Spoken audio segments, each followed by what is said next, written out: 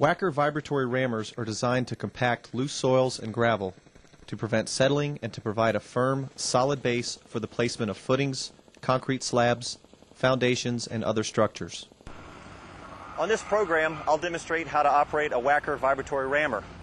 But before we begin, be sure to check the job site for underground pipes and cables and make sure your work area is free of obstructions. Before operating any equipment, make sure you're wearing your proper protective equipment such as hard hat, safety glasses, hearing protection, gloves, long pants, and work boots. Before we start the machine, let's check the fuel level. This Wacker oil-injected rammer has a separate gasoline and oil tank to eliminate mixing on the job site. Some other two-cycle rammers may require that the fuel be pre-mixed in a separate container, then added to a single fuel tank for proper operation. Next, check the fuel lines for cracks, leaks, or abrasions. Check and tighten any loose or missing hardware. Check that the oil level sight glass is at least 1/2 to 3/4 full. Always start a rammer on loose soil or gravel. Never start a rammer on hard surface such as asphalt or concrete. Now we're ready to start the rammer. When the engine's cold, first step would be to close the choke.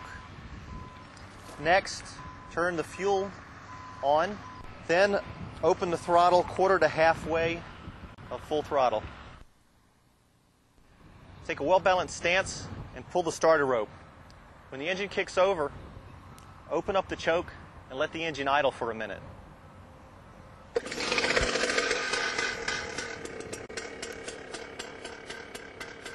To operate the rammer, after taking a well-balanced stance again, move the throttle to the full position for maximum performance. Guide the rammer with the handle and let the machine do the work. Fighting or forcing the machine will be tiring and counterproductive. For best compaction results and to save on shoe wear, the shoe must hit the ground flat, not on its toe or heel.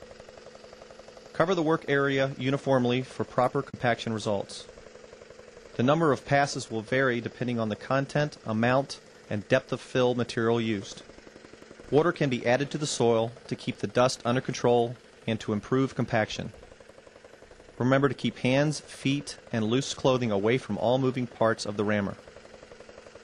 During operation, make sure you stand firmly when working on uneven ground or when compacting coarse materials. I've now put the throttle in the idle position. Continue to push the throttle all the way forward, and the engine will stop.